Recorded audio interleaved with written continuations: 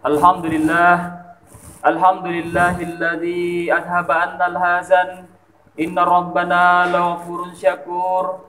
Asyhadu an la ilaha illallah wa asyhadu anna Muhammadan abduhu wa rasulullah sallallahu alaihi wasallam wa ala alihi wa ashabihi ajma'in, amma ba'du.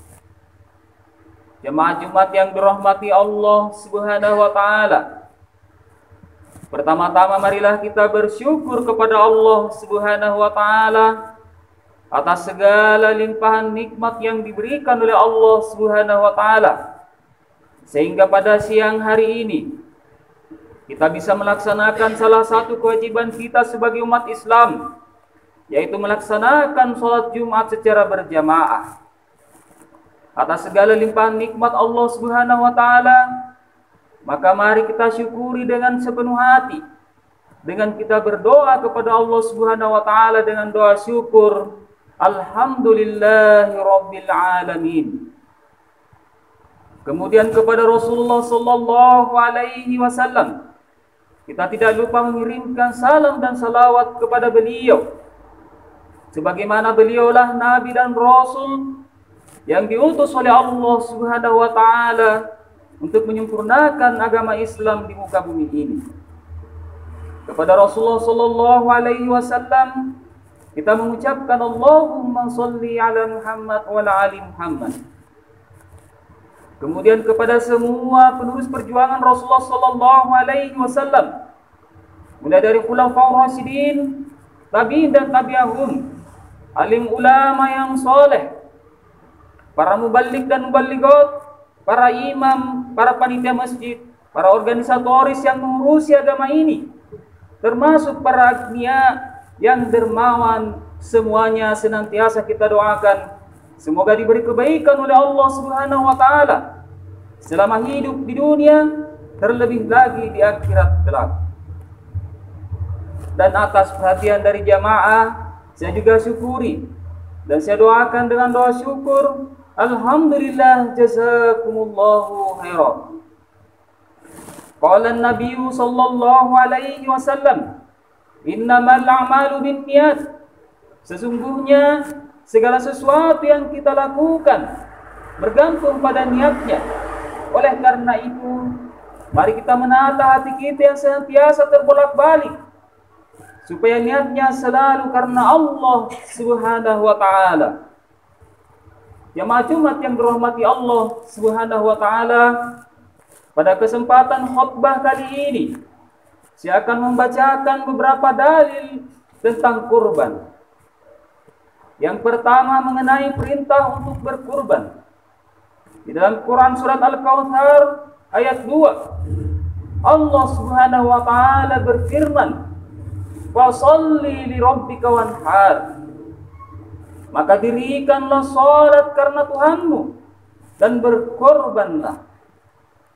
Yang dimaksud berkorban di sini ialah menyembelih hewan kurban dan mensyukuri nikmat Allah Subhanahu wa taala.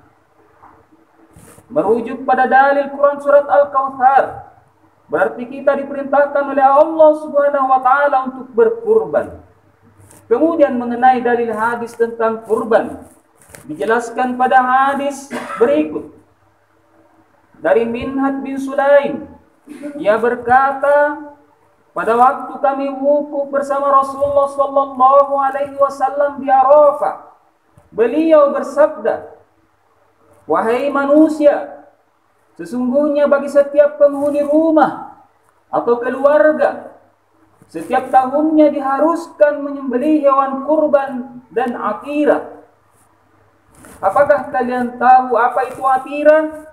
Yaitu sesuatu yang biasa disebut rajabiyah, atau hewan yang disembelih pada bulan Rajab. Jadi mengenai kurban itu, sesungguhnya diharuskan bagi setiap manusia, baik laki-laki atau perempuan, baik tua atau muda, tanpa terkecuali, bahkan bisa berkurban untuk orang yang sudah meninggal, sebagaimana merujuk pada hadis berikut ini. Dari Aisyah, Rasulullah sallallahu alaihi wasallam memerintahkan agar dibawakan seekor kambing kibas yang bertanduk, berkaki hitam, dan perut serta sekitar matanya berwarna hitam. Lalu diberikanlah kambing kibas itu kepada beliau. Ketika ingin menyembelihnya, beliau berkata, "Wahai Aisyah, berikan aku pisau." Asahlah pisau itu dengan batu. Aisyah pun melakukannya. Rasulullah Shallallahu Alaihi Wasallam kemudian mengambil pisau dan kambing kibas tersebut, lalu membaringkannya dan menyembelihnya sambil mengucapkan dengan menyebut nama Allah, "Ya Allah, terimalah kurban ini dari Muhammad, dari keluarga Muhammad, dan dari umat Muhammad." Hewan itu pun lalu disembelihnya. Hadis riwayat Muslim. Berarti kita bisa berkurban untuk keluarga sekalipun sudah meninggal. Kemudian mengenai keharusan menyembelih atirah, pada hadis pertama yang saya bacakan sudah ada larangan melakukannya berdasarkan hadis Nabi sallallahu alaihi wasallam. An Abi Hurairah anna Nabiy sallallahu alaihi wasallam qala la fara'a wa la atirah. Dari Abu Hurairah, ia berkata, Nabi sallallahu alaihi wasallam bersabda, tiada fara' dan atirah. Berarti keharusan atirah atau keharusan menyembelih hewan di bulan Rajab sudah dilarang oleh Rasulullah sallallahu alaihi wasallam. Kemudian ada lagi fara' yang juga dilarang oleh Rasulullah sallallahu alaihi wasallam. Apakah itu fara'? Dijawab di dalam hadis Rasulullah sallallahu alaihi wasallam dari Abu Sa'id, ia berkata, al-fara' adalah anak pertama unta yang dihasilkan untuk mereka, lalu mereka menyembelihnya. Ini juga sudah dilarang oleh Rasulullah sallallahu alaihi wasallam. Kenapa demikian? Dijawab di dalam hadis dari Nusyaibah, dia berkata, seorang laki-laki memanggil Nabi dan berkata, pada zaman jahiliyah kami menyembelih hewan pada bulan Rajab. Lalu apa yang kamu perintahkan pada kami sekarang? Nabi sallallahu alaihi wasallam menjawab, sembelihlah hewan karena Allah pada bulan apa saja. Taatlah kepada Allah Subhanahu wa taala dan bersedekahlah dengan memberi makan. Laki-laki tadi berkata, pada zaman jahiliyah kami menyembelih anak yang pertama kali lahir dari unta untuk dipersembahkan kepada Tuhan. Lalu apa yang engkau perintahkan kepada kami sekarang? Beliau bersabda, setiap hewan ternak ada anaknya yang harus dipelihara hingga ia kuat. Lalu kamu boleh menyembelihnya, kemudian bersedekahlah dengan dagingnya. Jadi dari hadis tersebut berarti kita tidak memiliki keharusan fara' dan atirah, tetapi kita bisa menyembelih hewan pada bulan apa saja, terutama bagi yang memiliki hewan ternak yang sudah mencukupi nisab. Jamaah Jumat yang dirahmati Allah Subhanahu wa taala. Kemudian mengenai umur hewan yang boleh dikurbankan.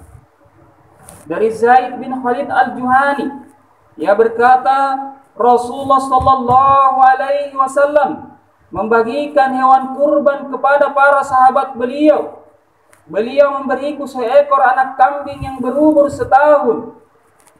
Aku lalu kembali kepada Rasulullah dengan membawa kambing tersebut dan berkata, ya Rasulullah, kambing itu adalah kambing muda. Rasulullah kemudian berkata, berkurbanlah kamu dengan kambing itu. Aku pun berkurban dengan kambing tersebut. Berarti boleh kita berkurban dengan kambing pemberian, sekalipun baru berumur 1 tahun. Dari Kulaib bin Syihab al-Jurmi, orang tua Asim, ia berkata, suatu ketika aku bersama seorang sahabat Nabi bernama Mujashi, berasal dari Bani Sulaim. Pada waktu itu kambing tua sangat langka atau harganya mahal. Maka ia memerintahkan seseorang untuk menyerukan bahwa Rasulullah Shallallahu Alaihi Wasallam bersabda, sesungguhnya kambing muda mencukupi untuk berkurban sebagaimana kambing tua. Jamaah Jumat yang dirahmati Allah Subhanahu wa taala. Kemudian mengenai sapi dan unta dapat mencukupi berapa orang? Dari Jabir bin Abdullah, ia berkata, pada masa Rasulullah Sallallahu Alaihi Wasallam masih hidup, kami melakukan haji tamattu. Kami menyembelih seekor sapi untuk 7 orang dan seekor unta untuk 7 orang. Kami berserikat di dalamnya. Kemudian apakah bisa satu hewan untuk banyak orang?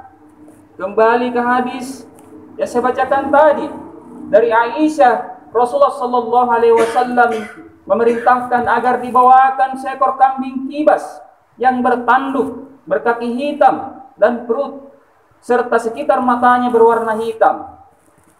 Lalu diberikanlah kambing kibas itu kepada beliau. Ketika ingin menyembelihnya, beliau berkata, "Wahai Aisyah, berikan aku pisau. Asahlah pisau itu dengan batu."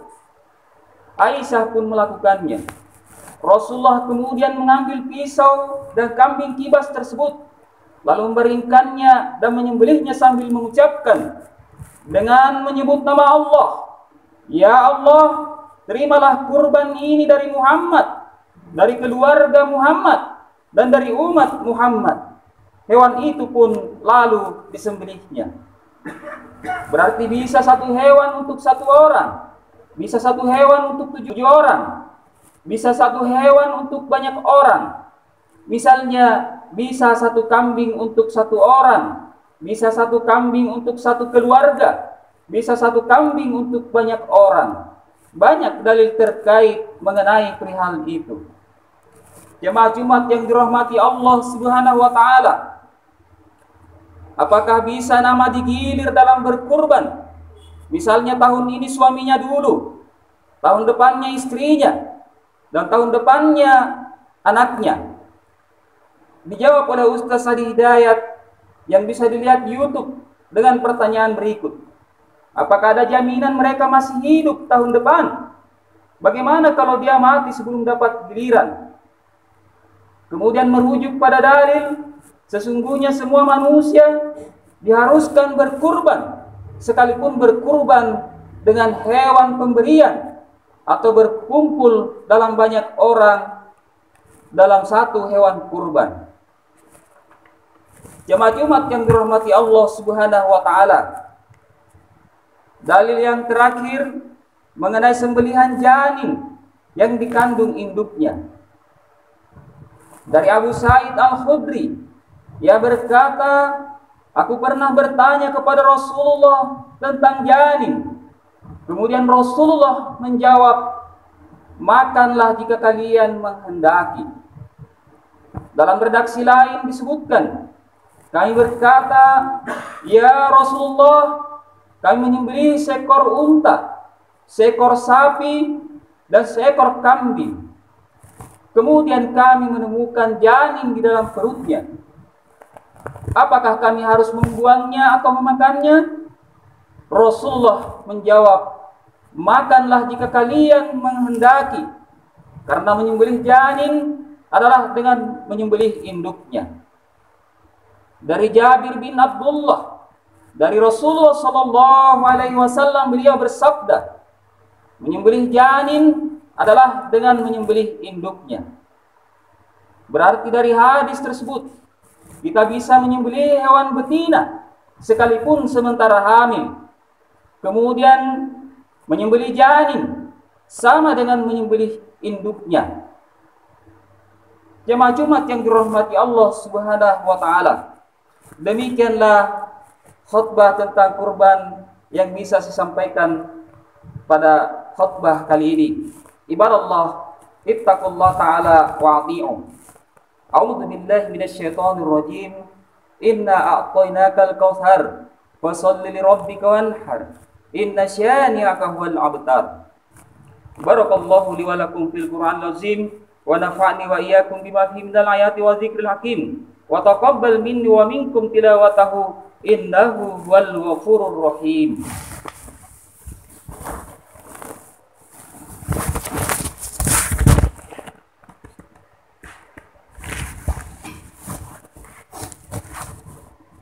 Alhamdulillah kama yajibu alaina min hamdihi wa ta'zimihi wa nashkuru subhanahu ala ihsanihi wa in'amihi wa takrimihi wa na'udzu billahi min shururi anfusina wa min sayyiati a'malina wa min nazawati syaitani wa tawhimi. Asyhadu an la ilaha illallah wa asyhadu anna Muhammadan abduhu wa rasulullah sallallahu alaihi wasallam wa ala alihi wa ashabihi ajma'in, amma ba'du.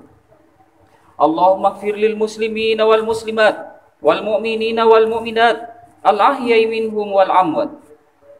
Allahumma nawwir 'alal ahli al-quburi quburahum waghfir lil ahya'i wa yassir lahum umurahum. Allahumma tub 'alat taibin waghfir dzunubal muslimin wa qudi dainadil madinin wasfir mardal muslimin waqtu bisihata wal afiyata was salamata lana wa likaffatil muslimin fi barrika wa bahrika jama'in. Allahumma fad'anal ghala wal waba'a war riba wazina wazalazila wal mihan waswal fitani ma zahara minha wa batan am baladina hadza khassa wa ansari biladil muslimin ammata ya rabbal alamin. Rabbana atina fid dunya hasanatan wa fil akhirati hasanatan wa qina adzabannar. Ibadallah, innallaha ya'muru bil 'adli wal ihsan wa ita'i dzil qurba wa yanha 'anil fahsya'i wal munkar wal baghi ya'idukum la'allakum tadhakkarun wa a'udzu bihablillahi idza hatum wa la tanqudul aymana ba'da tawkidiha wa qad ja'altullaha 'alaikum kafila innallaha ya'lamu ma taf'alun.